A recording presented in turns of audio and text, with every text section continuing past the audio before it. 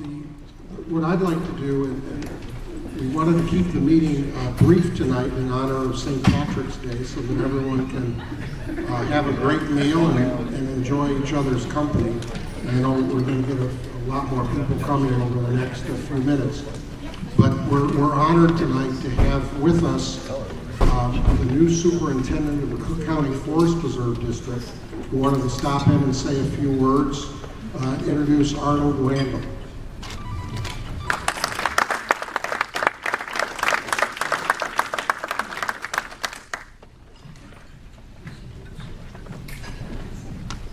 Thank you, and good evening. Good evening. It's a pleasure to be here with you tonight. I just wanted to stop in and have an opportunity to introduce myself.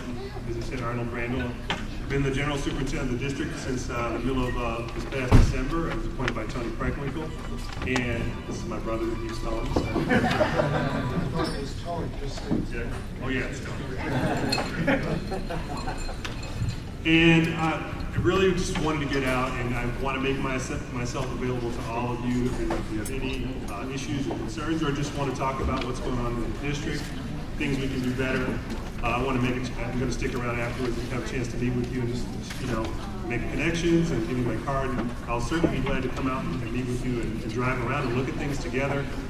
I just want you to know that we are open and accessible.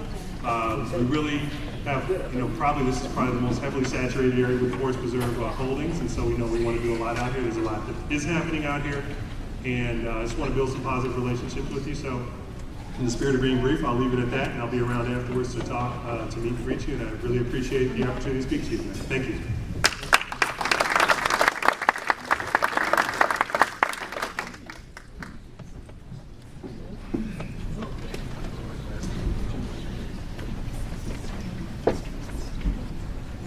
That'll take us right to our committee reports. And Legislative Committee, Rick Ryan votes chairman. Rick wasn't able to be here tonight, he had a conflict, but just to remind everyone that our annual legislative trip to Springfield is scheduled for April 13th. As always, we blocked out a number of rooms. All but one are gone. That doesn't mean you can't go, but you need to get your own room. So we have one room available, I believe, for anyone that wants to go down for one night. Just email or speak to Rita in our office. And we're looking to have a great trip as always. So we encourage everyone to attend. Thank you. Thank you very much. That takes us to transportation. Bud, can you help us out with that? And continue right through with Public Works. Thank you, Mayor. I'm going to try and be brief also. I even made notes. We're continuing to work on the STP program to update the projects and keep them going. But everyone should be aware that tomorrow is the day that you're supposed to be submitting all of your CMAQ applications into my office for review so that we can pass them on by the end of the month, April 1st, to CMAP for their review and get them hopefully entered into the program for program years 2012 through 2016. Next week on the 22nd, which I believe is Tuesday, we're having a transportation advisory group meeting, a TAG meeting. We're going to be looking at new projects. We're going to be looking at some new ideas and checking some FAU routes. And I need, if anybody's got anything, I need it into my office no later than tomorrow. And I can get it out to all of the members so they can review it. Just a reminder with regard to our Transportation Committee, we have changed the date for our next meeting due to the election. The meeting will not be held on Tuesday, the 5th of April. It'll be moved to Thursday, the 7th at 2 o'clock at South Chicago Heights. Same as usual. Anyone have any questions? Okay, good. I'll move along. With regard to Public Works, just briefly, we've made an agreement, we being the COGS, West Central, Southwest, Northwest and SSMMA. We've been meeting with IEPA and with MWRD with regard to the infiltration and inflow problem that would have cost all of us millions with a B in trying to do engineering and replacement. What they've agreed to do at a meeting, thanks to the efforts of all of the COG directors and the presidents of all our associations, is to do the same thing that they're doing with the WMO, the Watershed Management Ordinance, where we're going to get together, we're going to work together to review policy and procedures and write up a new manual so that it's conducive to all of the communities, and it's something that can work to reduce the backflow into people's houses with sewage. We're also, one other item that I want to bring up, we're also looking to move forward with solid waste. We're going to be reviewing the solid waste plan for the South Suburban Solid Waste Agency, bringing it up to date and current, and hopefully within the next couple of months we'll have something new to put out on the table for review by everybody. Anybody has any suggestions or want to get involved, give me a call. Any questions? Yeah. Good. Public safety. The only thing I want to mention here with public safety, I sent out an email and faxes to everybody, mayors, managers, police, fire, and public works. Bob Leahy called me the other day, and he was asking if we wanted to put on another NIMS ICS 402 training. It's not a required training. What it is, it's informational. We had one last March where we had, I believe, 17 to 20 people that showed up and had a really good time. I think anybody wants to know what it's like, ask Bob Palmer. I think I saw Bob here. He was a participant last year. And what it does is it gives you the information you need to know the level of training that you must have to be NIMS compliant to actively participate in any kind of an event that would occur, a disaster event that would occur in your community. So I put that out, and the other thing I asked for, if there's any kind of NIMS training that anybody's interested in, get back to me and let me know, and we'll try to get things moving forward. That's it for me. Unless anybody's got a question, I'll be back over to you. Thank you.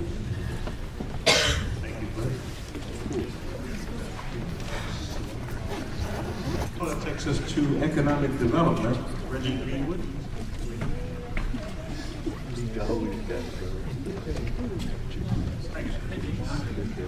Well, happy St. Patrick's Day to everyone.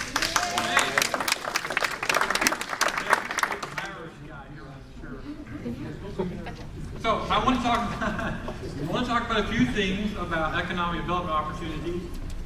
Positive notes, there are companies that are expanding, by the way. Our manufacturing community, jobs are hiring, things are starting to grow a little bit.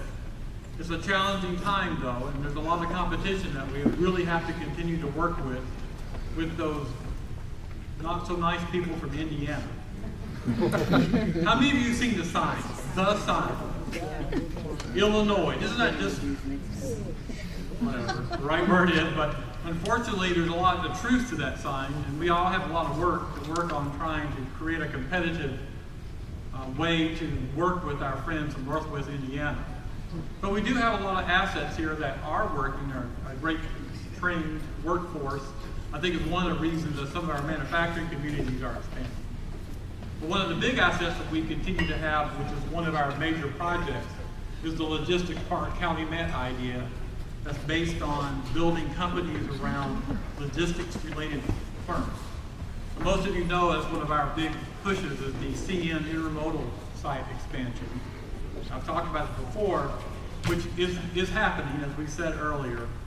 We just signed a contract with a planning company called Trans-Systems that's doing a business development plan for trying to locate companies that are most likely to benefit from and locate due to this expansion of the CN intermodal site. So Jim Gibling, that many of you have met, we recently gave a presentation to a group at CMAP composed of the Department of Transportation, Cook County Highway Department, Illinois Tollway, probably some other transportation firms, where Jim gave this great slideshow. In this slideshow, he talked about the Shanghai to Harvey Express. Now, how cool is that? So he goes through an entire description of how the shortest route to the Chinese ocean shipping company from Shanghai to the Midwest is in Harvey, Illinois. It's almost 4 days faster and about $400 per container cheaper. Something about the curvature of the earth. It's easier to get from Shanghai to the Prince Rupert Port in northern Canada than it is to get from Shanghai to the Long Beach Port in Southern California, which is a route that the BNSF and the UP follow into.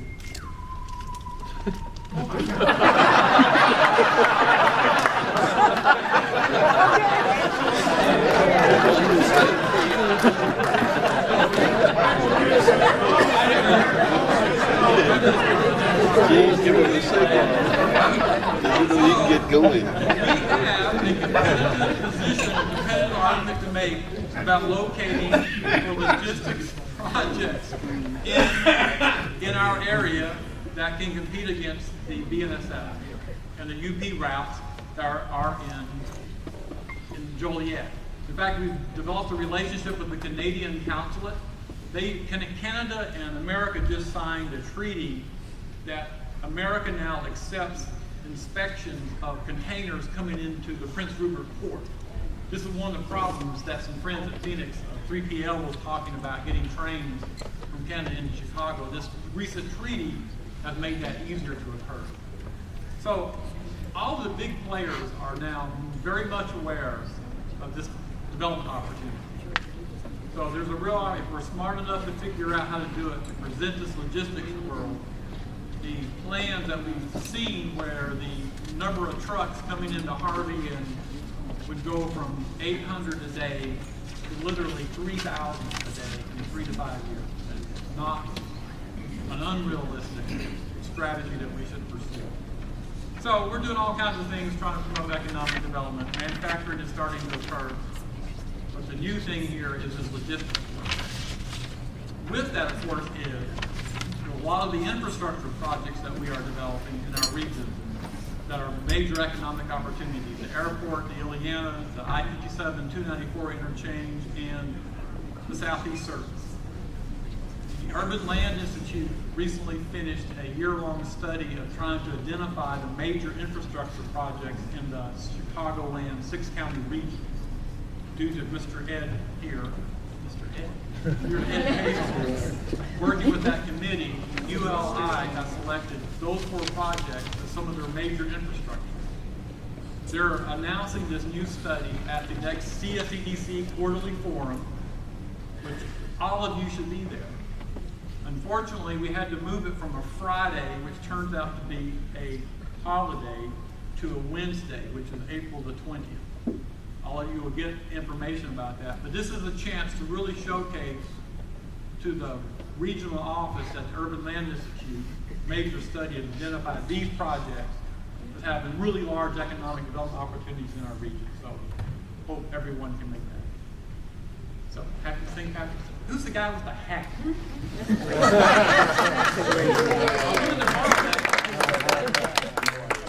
Happy St. Patty's Day.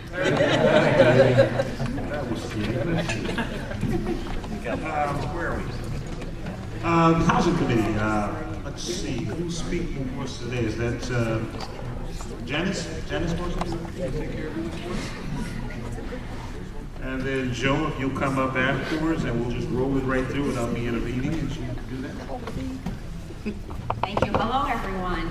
I just wanted to remind everyone about the Advanced Residential Energy Code Training Project. It's been a little while since I've talked about it. The collaborative was successful in receiving a grant from the Department of Commerce and Economic Opportunity to help your communities implement the 2009 Residential Energy Code. I know a lot of your staff has already been to the state training on it, but this particular training program kind of enhances that and drills down into your particular needs. The first step will be a gap analysis, which is actually required by the grant, but we're going to go out and ask for information about your plan review and your code inspection practices, and then ask you to complete a very short online survey. And from that, you will receive a report with recommendations on how to enhance your code compliance. And then each community will also receive information on a flow chart and a description on your whole process, and again, make recommendations on how to improve it. The information that we also learn from this process will go to help customize a training program for your code enforcement folks.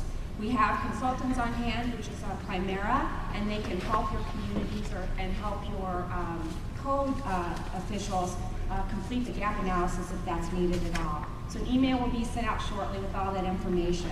And I think you've been hearing a lot of the meetings about a lot of the work that we're doing in TOD areas and trying to do a lot of code work. So we're actually going to expand this survey just a little bit to include some information on commercial, so that we can not be contacting your communities, over and over and over for the same information. The second component to this project is this training workshop, as I mentioned. And again, you'll get a customized training program based upon what the needs are that is determined for our area. Each town will also receive 3 checklists, a pre-submittal checklist that you can share with your architects and engineers and developers, a plan review checklist to use, and a site inspection checklist. The third component is implementation assistance. And communities apply to receive this one-on-one hands-on assistance. And those communities are Hazelcrest, Lansing, Orland Hills, Park Forest, and South Holland. And they will, as I mentioned, receive hands-on training, and they'll actually be working with the consultants. They'll be talking to them about how to put the codes into practice on real projects in their town. So they'll actually go out to the site and conduct inspections. And from what I understand from listening to a lot of the code officials, there's a lot of information seeking going on with sealing and caulking requirements, as well as blower door testing requirements. And again, those communities will receive some one-on-one hands-on assistance for that. They'll also receive plan review consultation on current projects, again, on how to implement the residential code into their practices. Now, a lot of the towns, these towns have offered for neighboring towns to come if they didn't apply to be a part of it, so you can still get on board for some of the hands-on. It won't just be in your community though, but you'll be working hopefully with the neighboring community. The Advanced Energy Residential Code project originally was for all the collaborative members, but we do have extra space, so if you're not a collaborative member and you'd like to be a part of the training, please let me know. Again, there's no cost for anyone. And yes, and I'd just like to remind everybody that our next meeting is in April, and we will start looking at multi-family foreclosures, and we'll have the Urban Land Institute on hand with recommendations that they've recently compiled as a result of a study in Arlington Heights and Park, and then we'll have your data available on your foreclosures. And this is just the start of kind of looking at the multifamily problem, and we're also working to develop kind of a prevention and preservation strategy as well.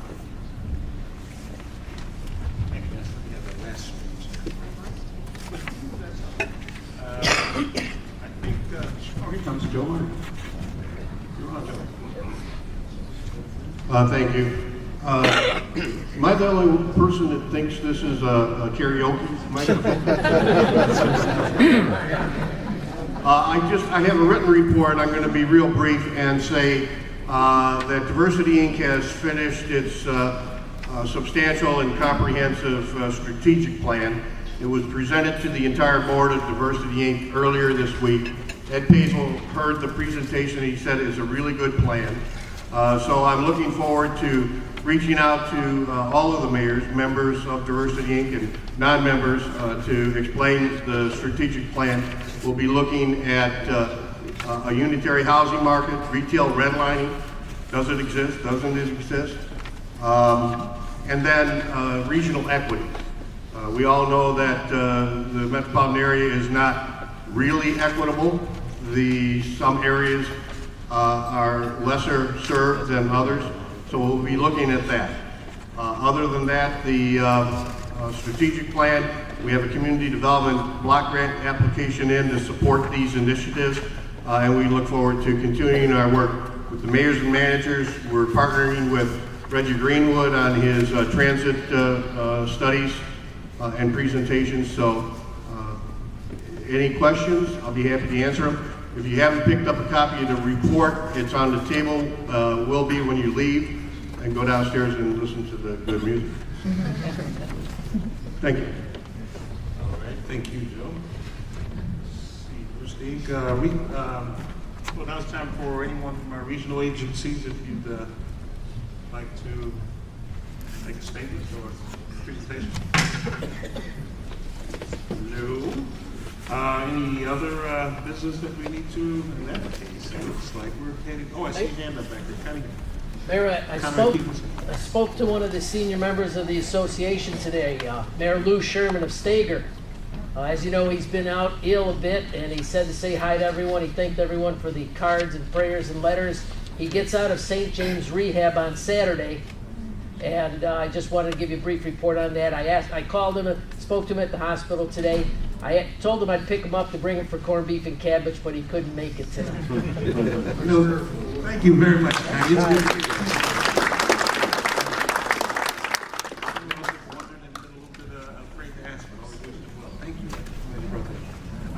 that case, that moves us right into adjournment. And